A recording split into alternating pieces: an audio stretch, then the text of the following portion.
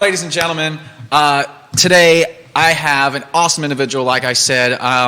This podcast is to bring you stories of individuals who are doing great things, insights, successful people making things happen. And today's guest is Adam Sylvester. Adam is a successful business owner in Charlottesville, owns multiple companies, has his own podcast, and is just really making stuff happen. Excited to bring you on the show, Adam. How are you doing, man? Thanks for having me. I'm great. Good to be here. Awesome. Great. Adam, so husband, dad of 4, 2 businesses that you have going on. How do you keep it all together? That's a good question. Sometimes I don't. It's a little bit harder. Honestly, life is important, and I try not to let business dominate my life. Mm-hmm. That doesn't mean I don't have nights where I stay up till 1 o'clock and do work and stuff, but I try to keep business in its proper place. Right. And so my wife is the most important. Then my kids are after that, and then it's then my business, and then work and church and family, all that kind of stuff. So I want to make sure that I'm not like just a workaholic, because I don't want to be a workaholic. Yeah. Workaholic is not good, but I would be if I wasn't like really intentional. Right. So well, that's an interesting state, because most entrepreneurs that I know, they'll get into that groove and they'll just work and forget everything else. Yeah. Right. So how do you keep that in line with what you're doing? And you're running a lawn care, right? Charlottesville lawn care, right? Yeah. And then Charlottesville Gutter Kings. Gutter Pros. Gutter Pros. So Charlottesville Lawn Care and Charlottesville Gutter Pros. Been married for 12 years. And, yeah. Honestly, if I wasn't married and have a family, I probably would be a workaholic. I'm thankful for the way my family keeps me in check. Right. Right. And but like single people out there listening, like you need to have a life outside of work too. Right. But so like I have some unspoken things. Like I have 2 phones, so I'm not getting texts from clients all hours of the day and night, and at church on Sunday mornings and on Saturday mornings at soccer games. So I have some separation there. I have some natural cutoffs, like 4 o'clock comes around or 4:30 maybe. I have like things I have to go do. I have to leave work, right, and turn the lights off, turn the computer off, and go. Right. So my work day is a little bit longer than I wish it was right now, mm-hmm. but that's just part of running a business, and it won't be that way forever. What do you see? Where do you see it growing? And like, how did you? What I want to know is like, how did you decide to start these businesses? How did you decide to go to be an entrepreneur for yourself, right? And grow into that, because that's a big decision on where you are currently in life. I remember when I started, I was thinking about where I wanted to be in life and how I wanted my life to look like, mm-hmm. and what I wanted to do. And when I first started out, when I graduated college, I was a strength and conditioning coach, right? I worked at the University of Memphis. I was a graduate assistant. I worked with the football team. I worked with the men's baseball pitchers, and I also worked with the women's soccer team. Cool. When I was there, right, it was in Memphis. It was hot as heck.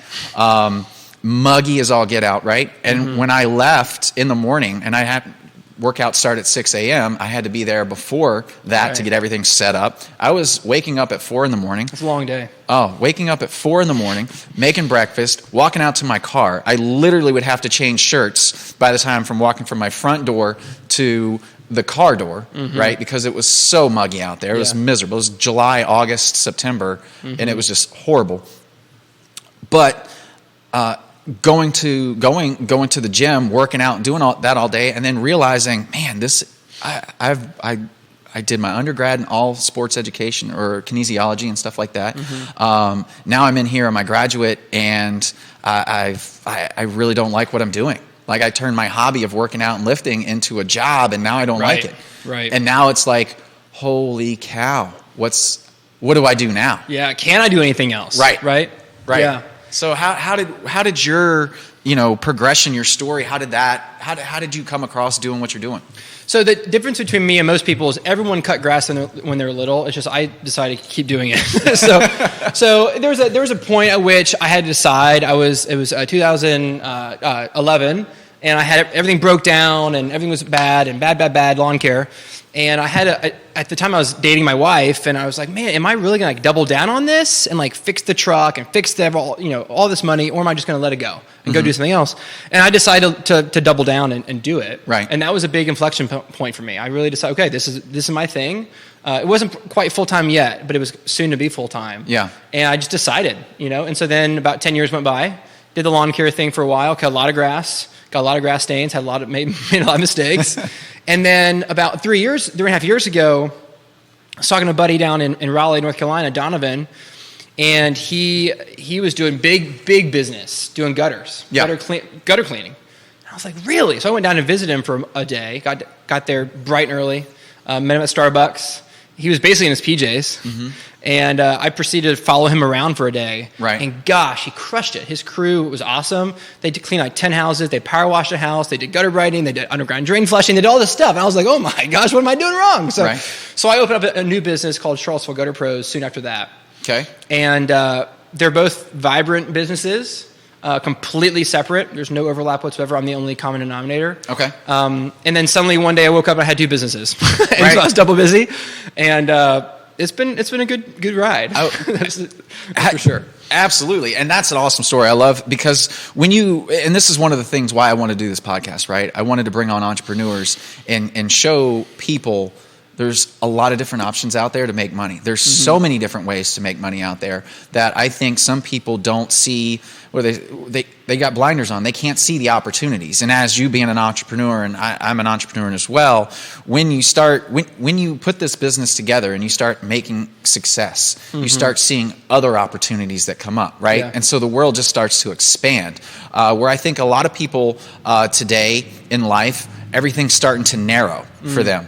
Right, and as an entrepreneur doing especially stuff, as you get older, yeah, for sure. It's like, and it becomes harder to make that change because now my identity is stuck to whatever I was, right, and it's hard to remove yourself from that. Yeah, I think that the entrepreneurial journey is not for everybody. I think it's for a specific a group of people that have a pretty strange bent towards difficulty, right, and no's, and just it's a hard journey. And so I think that the business owner, a good business owner, is one who says, okay, I have a lot of weaknesses. And they're not secrets either. Like, all my people know what they are and all that. But there's a lot of people out there who are really strong in those areas of mine, but they don't have the entrepreneurial bent. So the beautiful business is a merger of those two things. Someone who's a genius as a middle manager, a genius technician, a genius dispatcher, who wouldn't have a job, right, without the business owner, but the business owner wouldn't have a business without the genius dispatcher, genius technician. And so there's this beautiful dance that happens with business where you're getting people in the right seats in the bus, like Jim Collins says, and you create this wonderful thing. Right. The bad thing that happens when one person in that group thinks that they're more important than the other person, and then it gets kind of dicey. But if you can build a business when people who all appreciate their own role and appreciate everyone else's role, gosh, it's a beautiful thing. And that's building a team. That's putting together the team. That takes another skill set, right? Because we could have somebody that's really good in this, department, right? But maybe they're in the wrong seat, and maybe they need to be over here. Maybe there's just so many things and so many different avenues that you have to look at to make a successful business go. And in the beginning, you are wearing all the hats. Every single one. You're doing the marketing, you're doing the work, you're doing the invoicing, you're doing collections, you're doing all of that stuff, the sales. So what were some of the things that helped you in that journey grow, right?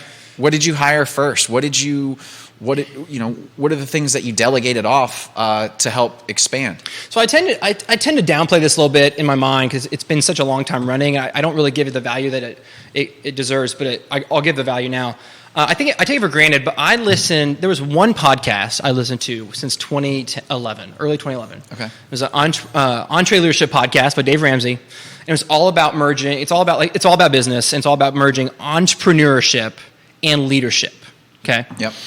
And I think that podcast, week after week after week, all the principles taught by those guys there, I think that transformed my mindset. It transformed how I went about making decisions. It helped me avoid a lot of pitfalls. I made a lot of mistakes, my own mistakes, but man, I avoided so many because of that podcast and a few others. Man, I'm so thankful for that podcast. It's a book too. It's a whole brand. But I wasn't afraid to let people. I wasn't afraid to hire people and listen to them. I wasn't afraid to hire someone and say, "Hey, what do you think?" Right. I wasn't afraid to fire a client who was lousy, who was just disrespectful and terrible. I wasn't afraid to fire them. I wasn't afraid to say, "Hey, like that's not good enough. We need to do it again." So there were some things that I just learned early on that really makes the business tick. Right. And I think I did a pretty good job of learning from my failures because I made a lot of them. Right. But I think that. Because the way I view it, I view that podcast I listen to, I still listen to it every week for the last 10, 12 years, is just as a mentor. It's a mentor. They don't know me, but I know them. Right. And just a mentor helped me tremendously. No, this is what I also think. There's a lot of technicians that think they can go out and do it their own, do their own thing, because they can do. I'm going to make an example, right? They can. Let's say they can cut their own grass. They can do that, right? I can cut grass. I do this for this guy every single day. But then, they go off on their own, and they don't know anything about the business aspect of it, and then they flounder. Where within organizations that have the structure and have everything, they can actually grow and flourish. They can grow into other opportunities. But the thing with your podcast, I did the same thing. When I was starting out, I listened to. When I was getting into the real estate industry, I listened to Sean Terry. He's out of Arizona. He's a huge wholesaler out there. And I literally would just drive with headphones in, and I would just listen to every show that he had, and just learned. And so that was my first mentor getting into the real estate industry. And it was very interesting how it all came apart. Like, we hear things one time and it doesn't necessarily sink in. We hear things a second time and go, okay, I still don't really understand it. But then you hear that thing third, fourth, fifth, sixth time, then you start to know it, right? And then you can like conceptualize when you have your experiences. You go, that's what it was. That's why we do it that way, or just different things. And I'm huge on mentorship, right? I am involved in multiple groups that with mentors, and basically guys that have done bigger than me. I always try to be the small fish in the group, and learning from those guys that are doing way more than what I've done, and those guys inspire and then also teach, right? And the same thing with your friend doing all that stuff down in that was doing the gutters, right? He inspired. Oh man, I can do this. And he taught you. You probably still call him and go, "What do I do with this?" Right. And so that's a mentor. We can all have mentors, and I think school did a very poor job of teaching us that we're all in this together, and it doesn't necessarily have to be all on your shoulders. You don't. Well, school is all about don't talk to the other person. Right. Don't raise your hand. Shut up and like. But that's not how life is. Not at all. Life is, hey, come help me with this. I'll help you. You help me. Right. Farming. If you're a farmer, your neighbor farmer helps you, and you help them. But that's real life. Yeah. Yeah. So I agree with that. Yeah. So you have all that stuff and collaboration and relationships, and they don't like. There's too many people out there also that I find doing business, and they just want that transaction. I don't want the transaction. I want the relationship. I could care less about this transaction. Let's do 7 more, right? Or let's do 20 more. Let's do this for the next 15 years. Right. That's what I'm looking at whenever I'm doing business, right? So. Yeah, well, as a realtor, doing real estate, that is a very, very relationship-driven industry. With our business, ours is relational. There is a transactional part of it too. What I've learned though is there was a point in my life where I would have thought one was better than the other, and now I realize, Amazon is the most transactional business I deal with. Right. Freaking love Amazon. Right. Right. So transactional is okay. Relational is okay. But both have to be done with excellence. Yeah. Absolutely. So it probably wasn't always easy, right? How did you, what are the pitfalls that you were running into whenever you started growing these businesses? Yeah. So, Yeah. So early on with my lawn care business, it was hard. There were, hiring people was hard. Cash flow was hard at times. Do I buy brand new? Do I buy used? Mm-hmm. How far out should we go? Like, what should our service area be? At one point, we were driving like North Standardsville, to cut one lawn for $85. That's not a good idea, right? Right. So there were things like that where I was just like, man, but I don't want to let her go. She's like, she's known my family for 30 years, and I can't let her go, right? But I had to. If I wanted to build the business, I had to make some hard decisions, and so. But yeah, like determining what your service radius is, and making sure that you have enough cash in the bank to make payroll. Because I just hated the idea of hiring someone flippantly, mm-hmm. and then be like, oh, sorry, I can't pay you next month. I have to fire you 3 months later. That's terrible. I don't do that. Right. Go ahead. That goes to show what type of business owner you are, because then you're also building camaraderie in a team. And when you build a team, then everybody cares for each other, right? Yeah. You can do way more. The culture that you're building, right? Yeah. So a lot of people miss that in building companies, mm-hmm. is right. They just want to get people in and treat them like crap, but you're actually building a culture, because now if something happens, you got guys that got your back. Yeah. Yeah, absolutely. And I'm not the king of that. There's a lot of room for improvement on that part, building the right culture and making sure that, and it's not all about making people happy either. Yeah. I made that mistake too, where I was so focused on being like the cool uncle, right, that nothing was getting done well. Yeah. Right. And, I hired somebody who was 400 pounds, and he wasn't 7 feet tall. He was short. Right. And because he had a driver's license. That's a bad standard. Right. Right? Like, do you have a driver's license? You're hired. And so that was a bad idea. And so I've come around to the point now where I'm more comfortable saying, hey, man, that's not good enough. Go back and do it. Right. Again. Yeah. Hey, man, that's not how we talk to people. Right. You need to apologize. Right. Hey, man, that's not how we treat clients. Right. Hey, that's not okay here. That's not how we do it here. That's not how we do it here. That's not how we do it here. Yeah. And I was scary to say that for a long time. I didn't want to rock the boat. I wanted to be cool and comfortable and all that. But what I realized is like average leaders demand not very much of their people, and great leaders demand much of their people. Right. And so, do I want to be an average leader, or do I want to be a great leader? If I want to be a great leader, I need to raise the standard really high and call people to that standard, and I need to be at that standard too. And otherwise, what are we doing here? Yeah. No, 100%. I totally agree with you on that. It's just interesting how like business and life, and this is for your kids too. Like we have standards and stuff with our kids. What mm-hmm. we will allow, what we will accept, and we make them do what they're supposed to do. Yeah. Why wouldn't we do that with our business? Because that's basically our baby as well. We want to make sure everything's, doing what we want to happen, how we expect it to be perceived and taken in as a client. Yeah. Yeah. It's the parenting thing is the metaphor. Mm-hmm. It does come up a lot. Yeah. A lot. And I heard a thing recently, about a couple years ago. I heard a thing that changed my life. And it was never let someone talk to you, or never let like people that are direct to you talk to you in a way that you would never talk to your boss. Right. Or don't ever let your kids talk to you the way that if you wouldn't talk to someone else that way. Right. And so I've gotten better at being like, whoa. I would never say that to my boss. Right. So don't you say it to me. Yeah. Right? Or, hey, don't you ever talk to your mom that way again. Right. Ever. Yeah. Because I would never talk. You've never seen me talk to your mom that way. Yeah. She's my wife. Right. And so I've gotten better at strengthening that muscle of just essentially like having a spine, a backbone. Is what it really comes down to. But here, we're not all born with that, right? Mm-hmm. And we have to develop into that and become good leaders. Yeah. Right? And if you are born with it, it's still immature, and you go too far that way, where you scream and you raise your voice and it's out of control. Right. And so both people, whether you're born with it or not, or you are born with it, you still have to make it mature. Yeah. You have to like meet it halfway. Yeah. And refine it. You can't be the iron fist and like rule over everybody and, Right. That doesn't work. That doesn't work. Yeah. Not at all. Yeah. That doesn't flow well. Well, so like, where do you plan with what you got going on? We didn't even talk about the podcast yet. Like, what are you doing with this podcast? Man, the podcast, yeah. Yeah.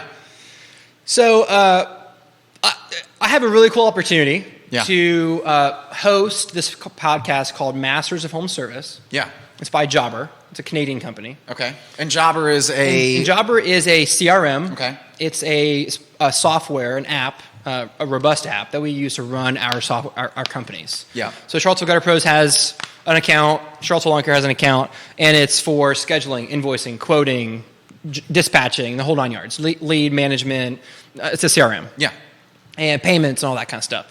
And they chose me, not really sure why exactly, but they chose me to host the podcast. Yeah. Which has been a tremendous opportunity. We've done 2 seasons.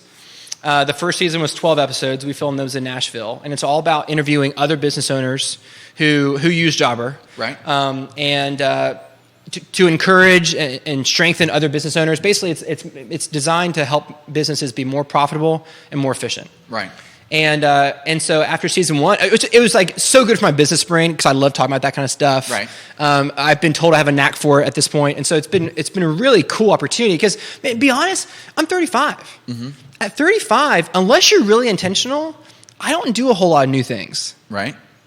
Right? Like I'm not. It's not high school anymore. I'm not trying new stuff every day. I'm in my lanes, providing for my family. I'm doing my stuff. This consistency, and so to have such a new thing, where like I'm starting from scratch and learning this skill. It's been pretty cool. Yeah. So then we did season 2 out in Las Vegas, which was awesome. Blue Wire Studios. We did 20 episodes, and then a bonus episode actually came up too. So we did 21. Okay. And that season had some even bigger hitters in terms of business owners. Like most of them had bigger businesses than me. Okay. Which was even better for me because I got to sit down with 20 people and talk about business with them. Right. Offline at night in the casinos, at the restaurants, I got to talk to them. So.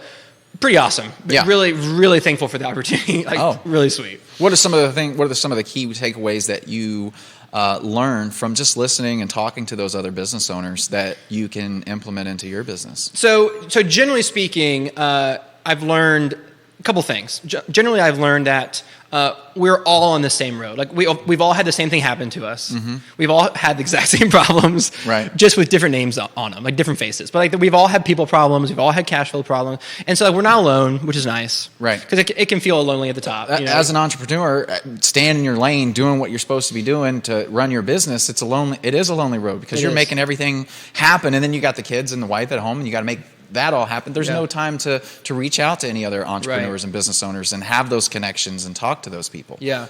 And there's something to be said. I didn't realize this. I didn't see this coming, but I have a pretty good, I'm thankful for the network I have in Charlottesville. I have some good buddies who run good businesses. The Streamliners are one of them. And, but there's something to be said about having buddies that are in like Canada, in Washington State, in Texas, and New Jersey, all over the place. Yeah. Who you fly in for the week and talk to them for a week, and then you kind of fly away, kind of like pen pals, sort of. Right. Just totally different perspective, and I don't know. There's both is cool. Well, and I've done a pretty poor job in Charlottesville area with that as far as reaching out to other entrepreneurs locally. Mm-hmm. But my network outside of Charlottesville is pretty strong. Yeah. Right? Because I go to these mastermind events. I'm in these groups that I talk to, like you said, business owners across the country, and we're sharing ideas. We're saying, hey, this is what's working. Yeah. Hey, have you ever thought of this? And coming from different perspectives, different businesses, different things that you can talk about, and it really like gets your mind going. It really like gives you an idea. Oh, well, maybe I can do that. And it also does this. That guy's doing that. I can do it. Yeah. 100%. I there's no way I cannot do that. Yeah. Right? I could be successful at this. So it really opens up your eyes to a lot of different things. You don't always have to be the smartest out there to make things work. You just have the right strategy, to implement the right things to make it go. I mean, I heard a stat this morning, actually, on a podcast I was listening to, that entrepreneurs and business owners are 4 times more likely to be dyslexic than like a normal person. Yeah. Just because the failure rate in middle school, elementary school, middle school, is high. They can't read very well. They can't spell very well because they're dyslexic. And but man, can they like see a vision, right? And it can, and so like if they can refine that skill and mature that, like some of their sharp skills, right? It's interesting to think about that. Like a lot of business owners and entrepreneurs are immigrants from different countries, and they come here and they're like, man, this opportunity is awesome. This country's amazing. Like if I can't succeed here, I can't succeed anywhere, right? And so it's cool to see the makeup of entrepreneurs. A lot of them they face challenges that the normal American hasn't. Yeah, I just never paid. I hated school. Yeah. I didn't want to be there at all. I was always daydreaming about this or daydreaming about that, wanting to be in other places, and never really even tried. I didn't really start reading books until after I graduated college. Same here. And I was like, then I found business, and it was like, oh, wow. What was the first book that you remember reading that you liked? That I liked? Robert Kiyosaki. So mine was too. Yeah? Mine wasn't Rich Dad Poor Dad. It was the Cash Flow Quadrant. Okay. But it's all the same stuff. Yeah. So Rich Dad Poor Dad. Yeah. I mean that was that, and then How to Win Friends, Influence People was one for me. Yeah. Acres of Diamonds is another one that I really like. I've heard of that. It's a short read, but it talks about if you don't know about it, it talks about this guy. He wants to go find riches, right? And he sells his farm and does all this stuff. And he goes chasing all around the world, trying to figure out where this next riches are. And it comes back to it. The guy who bought the farm dug up, when he was digging in the farm, he dug up and he found some diamonds, and it was a whole mineral, right at his farm where millions of dollars was taken out. So the moral of the story was, hey, listen, there's a lot of opportunities right here that you're just not seeing. Interesting. You know? And as a fresh out of college guy, that was like mind blowing for you. Yeah. Right? All that stuff. I was like, man, what is this? Like, why didn't we read Shakespeare? We read poetry, poetry. But I didn't have no interest in it whatsoever. But now I buy books all the time. Let me read this one. Let's see what's going on in things that I'm interested in. Yeah, I just never was interested in any of it. I just bought the Six Geniuses by Patrick Lencioni. Okay. And a buddy of mine, actually I bought it last week, and then my buddy Levi saw it this morning at the plumbing supply store, and he told me he just finished reading it this weekend. Oh, yeah? And we didn't know that. I was like, oh my gosh, well, I'm going to read it this weekend, and then we'll have lunch next week, and we'll talk about it. Yeah. But I don't get to read as much as I used to, because I'm not disciplined to carve out time for it, but I do listen to a lot of books. Yeah. No, I do that too. That's the quickest way. I do a lot of listening to books because that's where we get our knowledge from. If we're just sitting there and we just I'm not a sports guy. I played college football. And then as soon as football was over, and as soon as I got out of being a graduate assistant, right? As soon as that ended in my life, I stopped watching. Like I don't know who's on whose teams anymore. It doesn't excite me anymore, and I can't talk about it. There's no small talk about it for me. Right. I just really don't enjoy it. Yeah. So all of my energy and interest has just gone to business, and then also how to raise my kids so they're not spoiled, and that they have that drive to go out and do what they want to do. Right. And so that's what I focus on. Yeah. Yeah. You know, the thing is, like, my family is so important. Your family is so important that if your business was taken away today, you'd be okay. You'd survive. You'd be really disappointed. But if your family was taken away today, you'd be devastated, and you might not ever recover, unfortunately. Right. So let's make sure that we give the proper weight to those things. So one thing that was really big for me when I fresh out of high school, I did not go to college right away. I did go to college, but later. I got right into sales, selling insurance with my parents. They have a big agency, and it was great. It wasn't quite door to door, but it wasn't quite that bad, but it was hard. Yeah. And I'd go to people's homes and sell life insurance, and did that for about 4 years. I'd go to all these conventions and all the the big rings and all the fanfare and the celebrations and the prizes and plaques and $1 million a year and all this kind of stuff. And over and over and over again, all I heard was like, yeah, I make tons of money, but my wife hates me and my kids don't talk to me. And I'm miserable. Yeah. And as a 19-year-old, I was like, well, that's not what I want. Right. Over and over and over again. And so there have actually been, so I made a decision then, like I don't want that. Yeah. And I actually think that's actually, to some degree, that's a characteristic of our generation. I think baby boomers were guilty of that more so than we are. But we personally, I tend to swing so far that I'm a hard worker, but there are times where I'm like, I have a hard time balancing that. Like sometimes I'm like, well, is it family or is it work? And my wife's like, it's work, go. But I'm afraid of like losing my kids, over time, and just being so focused on the wrong things. Well, we only have so much time with them too, right? You have 18 years. Yeah. No, you don't even have that. That's true. You have a 13-year-old, so you know this. Yeah. 13, he's pretty much who he is. Yeah. It's pretty cool. It's interesting to see the growth, but yeah, you don't even have that. They want to go do stuff with their friends. They want to do that now. I'm just chauffeur. Yeah. But I'm being very aware of trying to keep that relationship open and doing stuff that he wants to do, and so I can be involved, even if it's like nothing that I ever did. So I'm not putting my beliefs on him. I'm letting him become his own man. Yeah. And I can kind of be there. So he joined a karate. Nice. It's been, I don't know, year and a half, 2 years, year and a half. It's a year and a half. And so we do that, he does it every single day, but I didn't do that growing up, right? But now I'm fully supporting him in that because he loves it. He loves doing it. He's going through his belt tests and all that, and so is the 9-year-old. And so that, like, I didn't know anything about it. So now I'm learning a completely new thing, right? Yeah. Just so I can be in their life, and that's what I want. I want to be there. But I did the same thing when I was at Memphis. I was looking at it and going, okay, I was watching the coaches. I was watching how the whole programs all across the country, not just where I was. This goes across the country. I never knew how much those coaches worked. They are there all day long, all the time. Yeah. And I was looking at that, and I was looking at strength coaches, and they're quite a bit, not as much as the football coaches, but they're quite a bit. But they're also with every single sports team. And I was looking at it and going, I do not want that as my life. And I was 19, Yeah, right. I was like, this is not what I want. Like, I can't go on vacation. I can't do this. It's all about this. And then I was like, man, this is my cap pretty much on how much money I can make. Now you're going to tell me I can only cap at this much.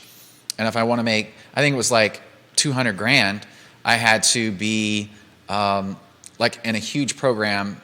I was going to take 40 years old to get it there, and I would have zero family life, the family life that I wanted, and raise kids and stay in a solid home. Because a new coach comes in, the coach will fire the whole squad, and bring his whole group in, and so then you're off to another school, and then 2 years later that can happen, and it's just this continuous jump. And I see a couple of I have friends that are coaches, and that's what they do.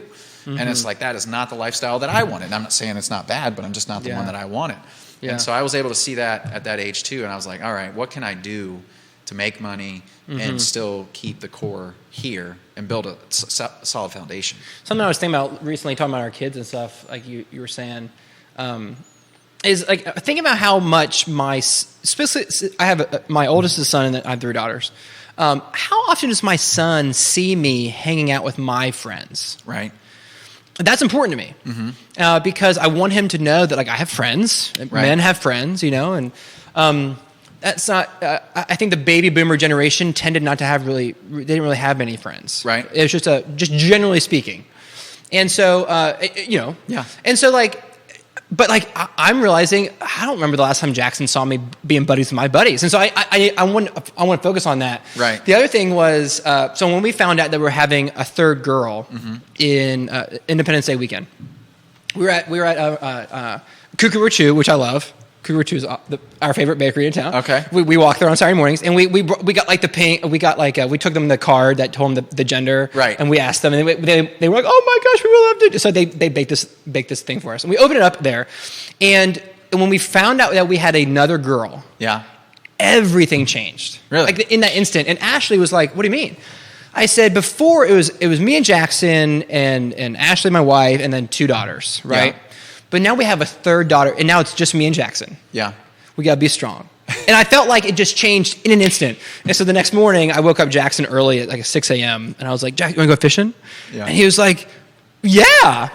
I want to have those moments over and over and over again. Yeah. And because those are the moments that we remember. Absolutely. Those are the moments that, at least I think, those are the kind of moments that give you the relationship into adulthood that I so desperately want. Yeah. That is so easy for me to let go, and just a day goes by and I haven't done that kind of stuff in a while. But man, I really want to be that dad who cultivates that early, Yeah. No, I think it's very important. It's not easy, but it's worth it. Oh, it's an investment. Yeah. Because you want to invest, you want to be friends with them when they grow up, right? Right. You want them to like you. Yeah. You know, you want them to be like, you know what, he was a good dad. Like, he provided for me. Right. No one cares about that. Right. Right. You know, they don't care. He's 10. Yeah. Exactly. They care that you were with them. So I'm preaching myself right now. Those are the things that I'm thinking about on a daily basis. Well, I think about it too. My 9-year-old will sometimes he'll grab my hand to like hold my hand to walk across the street, and I'm like, is this the last time? Right. You know? Exactly. I actually think that, and I like when he grabs it, I'm like, holy cow, is this the last time? Is this it? Yeah, our kids do so many annoying things. Right. That if our perspective is wrong, it's annoying. But if our perspective is right, we cherish those moments. Yeah. But when we're tired and we just don't feel like it, we forget that like our role is to be the dad. And that's what dads do. But man, our flesh is so weak. We're so tired. I just don't want to hold your hand. But man, I totally relate to that. Yeah. 100%. Yeah. So luckily we have the 1-year-old, so I know it's not, I got a long time until that's going to end. Yeah. At least another 9 years, hopefully. But it's exciting with everything that life brings us, right? Indeed. Yeah. It's super open. Adam, thank you, man, for coming on the show. I really appreciate it. It's been an honor. I learned a lot from you. It's really exciting to hear what you got going on. Like, how do people get in touch with you? You know, with your gutter and with your lawn businesses? Where do they get in touch with you? How do they do business with you? All that. Yeah. So people can find me at adamsylvester.com. The links to my companies are there. They can also just Google them. But so if you want like a lawn care quote or a leaf removal quote right now, or snow clearing in the winter, just go to our website, CVilleLawnCare.com. Submit the form. It's simple. Yeah. We'll reach out. We'll send you a quote. You can prove it online. It's all online. It's all digital. Payments online. No checks. It's super easy. The quote will come to their phone in a text. Like, it's really streamlined. If they wanted like a gutter cleaning quote, this is the time of year to get your gutters cleaned. Right. Gutters cleaned, repaired, installed, drains. We do all that stuff. All things gutters. Okay. CVilleGutterPros.com. I'm proud to say that we're almost at 450 5-star reviews on Google. Nice. We're getting close. We're going to hit by the end of the year. Nice. And so if they want to quote, do that, and we'll probably call them as a follow-up just to get a little more information. Okay. And then give them a quote, get them booked. There's also, Gutter Pros has an online booking on the website. So that they can actually go in and just book it and never even call. Okay. And get a spot next Thursday if they want. Oh, that's to. sweet. Well, not next Thursday, because I think Thanksgiving Day. But like they can look in the calendar and see what our availability is, and just choose a slot, like Calendly or something. Yeah. And then we'll show up. It's pretty awesome. Oh, perfect. So they can use that. But AdamSylvester.com. Search the companies. Love to serve them. Awesome. Guys, you heard it. Adam, go check out his companies if you guys want lawn care, gutters done. Check out his podcast as well. It's pretty cool. I was watching it earlier today. He's interviewing some pretty cool business owners on there. And if you're in business, I think a lot of people can learn stuff from that. Yeah, well. I highly recommend it. Yeah, check it out. Check it out. Well, cool. Again, Adam, thank you. Guys, like, share, comment on this. Really appreciate you guys. And we will do it again next Thursday. Thank you so much. Thanks, Kyle.